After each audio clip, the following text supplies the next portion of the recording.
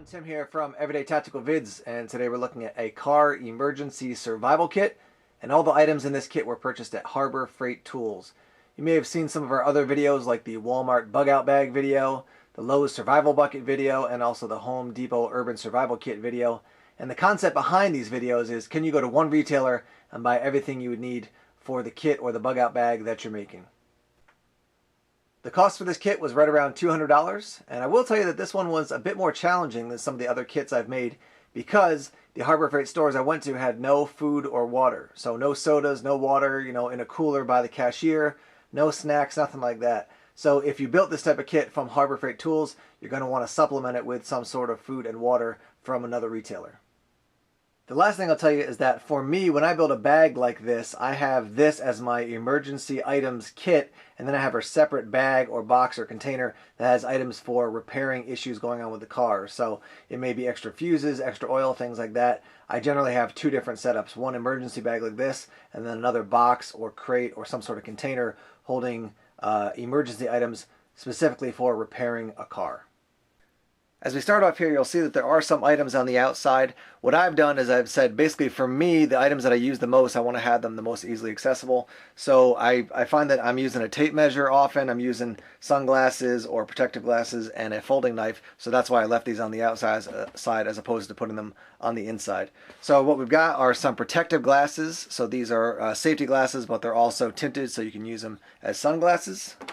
I do have a tape measure here, and you can use this for whatever purposes might come up. This is a 16-foot tape measure. And then the last is a folding knife. I usually have a knife on me at all times. I have a bigger knife in here that you'll see in a moment, but this is a folding knife that you can get at Harbor Freight. Nothing super special, probably around $7, but you could, if you get out of the car and you forgot to, wear your EDC knife for the day, you could throw this into a pocket quite easily, and now you have your EDC blade on you. Up top here you can see I have a set of knee pads, and this is great for a variety of different uses. If you're out in the winter and you got to get, say you're shoveling some ice or snow out from under the car, you can be wearing these. If you have to get under the car in any kind of weather and you're going to be on concrete, this could be a way to protect your knees, certainly. On the outside here there are 3 more pockets, and I've got, let's see if I can get these out. It's a little bit tough because they're in there so snugly, but I've got some 35 or 33 gallon trash bags. So I've got 1, 2, 3, one here and then 2 in this, and then over in this section I have some of these. They're kind of like ShamWow type cloths, and these are good for just wiping sweat or general cleanup, and I have all this stuff accessible on the outside. Down on the end I've got a couple other things. I do have an emergency whistle that I picked up. I have 2 Sharpie-like markers. They're not exactly Sharpies, but it's what they sell at Harbor Freight. And then I have one of these little key knives, and it doesn't fold away as nicely as the SOG version does, because you can still see the blade, the back of the blade is kind of sticking out there. But I have this knife on the outside, which is an EDC knife. I have this tiny little knife, and then I have a larger knife inside. But again, I want to keep these things like the emergency whistle and the pens accessible immediately, because if some situation comes up where I got to take notes quickly, now I've got that, and I've also got the emergency whistle. Obviously, if I need to get somebody's attention, I can grab that without having to dig through the bag. Okay, going into the main section of the bag, first you can see I have a bunch of heavy-duty zip ties, and I'll show you how I've actually used these at the end when I show you how I secure the whole kind of kit together with some of those. This is a little cargo net. It's elastic. So it's kind of like, shot cord, bungee cord, and it's made for motorcycles. So you can put a helmet on the back of your bike, and then you can strap this down, say when you go into a store or something. But I thought this would be great because the nets are just useful for a lot of things. So if you found something that you wanted to attach to your bag, you could put it on top of the bag and then put this around it. And just general use to have this type of cord, I think, is helpful. Got these little hooks here. So that's that. Do have a variety of different lights. Here's just a very basic flashlight. There is another one that came with this set. That came in a set of 2 for maybe like $4 or something like that. So we have that. Got some very bright cordage here. They did not carry 550 cord, so I went with something that was compact and yet visible. So I got that. These are some particle respirators, dust masks, basically in case you come into a situation where there's lots of stuff in the air. I do have a 10-foot extension cord, and this has the 3 prongs. One addition I might add is that, to get a converter, so if you did just find a 2-prong outlet, you could still plug this in. But this is a more heavy-duty one than something you're just going to plug like a floor lamp into. I have a bunch of zip ties. This is more than I need, but this was the size of the pack. It came just with a ton of them, so I just put a couple zip ties around them, and I've used those to secure some of the different items in here as well. I do have a drop cloth. This is 13 feet by 16 feet, and a lot of different uses for this. I was thinking primarily if you had to filter some sort of water, you could use this. You could certainly throw it down on the ground if you had to, collect something or throw a bunch of things into it. Because it is white, if you have to do something that has any great detail, you can work over this. So if you drop things, you'll see it on this as opposed to dropping it on the ground. Drop cloth. Super glue. I just kept these in the package because it's easier than them maybe getting busted or falling out, but 3 different little sticks of super glue. This was interesting. This was the best option they had when it comes to storing water or some sort of, drinkable liquid. If you had Gatorade or whatever, let's say.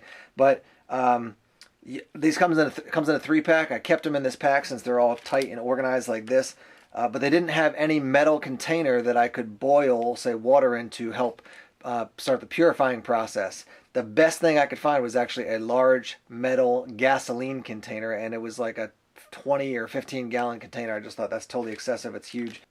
So this was the best option I could find at Harbor Freight Tools when it came to storing water. And I'll talk in a minute about a water collection option that I found, or I thought of when I was thinking about that. So that's for your water. Another one of those kind of ShamWow cloths.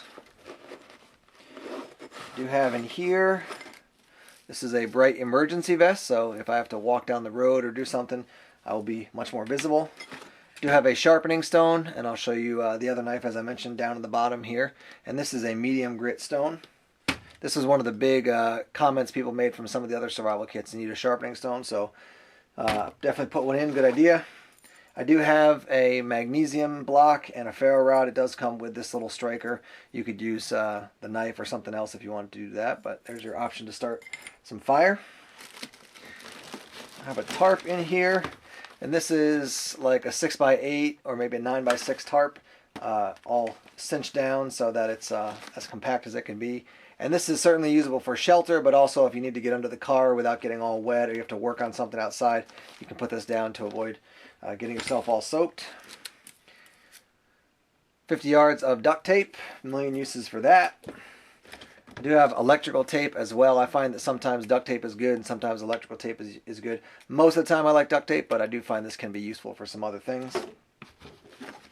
Have a little pry bar here down in the bottom. This was another recommendation from, I believe, the Home Depot Urban Survival Kit. People said you should add some sort of pry bar in, so thanks for those thoughts. I did that.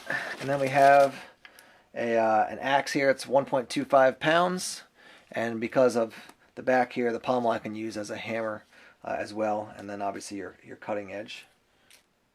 Over here we have a headlamp, and you'll see I have a variety of different lighting options, just because if something breaks I definitely want to have a backup one. So this takes 3 AAAs, so another option for light.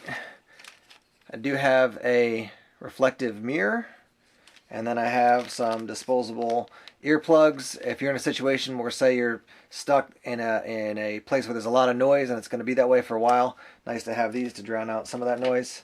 And then down in the bottom here I have some this is wire for hanging pictures, but a variety of uses for this type of wire. Spinning it around to the other side, I've got some AA batteries. So I've got this. I also have some AAAs, which I'll show you in a minute. Very basic rain slicker. This will also give you some visibility if you have to be out in the rain. Pair of gloves, Western Safety. Don't know anything about the company, but these were kind of the middle of the line. They had some very cheap ones and then some more expensive, and these seem to be kind of right down the middle, so I chose these gloves. I do have, this is a magnifying, something you put in your eye if you were looking at jewelry or something. So it's a magnifying lens, and it's a 10 power, so you could definitely use this to get a fire going. Over here I've got some WD-40. This is a screwdriver. You can see it's got the Phillips head here, and then there's a flathead inside. You can swap them around. A couple different options as far as your sizes. This is your basic vice grip style tool. This is made by Pittsburgh. It's a company that does a lot of work with Harbor Freight tools. Good for a lot of different things, just general repairs. Some needle nose pliers.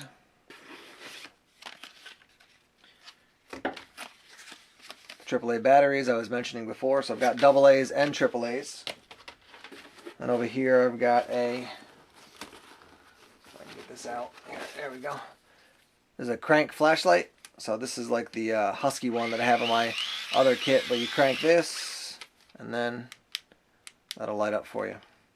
And this is always a good option to have something like this. It's very basic, but if your batteries die out or whatever it is, you've got a light that can still work. And then as I mentioned before, that blue light had another matching one that was red, and so here's another flashlight. So I've got the headlamp, 2 of these, and then that crank light as well. And that's it for the inside, other than this mammoth beast, which is the survival knife that you can get. I think this was like $9 or something. Very basic sheath, but it gets the job done. And then I still have this wrapped in the plastic it came in, but look at the size of this thing. I mean, compared to my arm even. Rambo style here.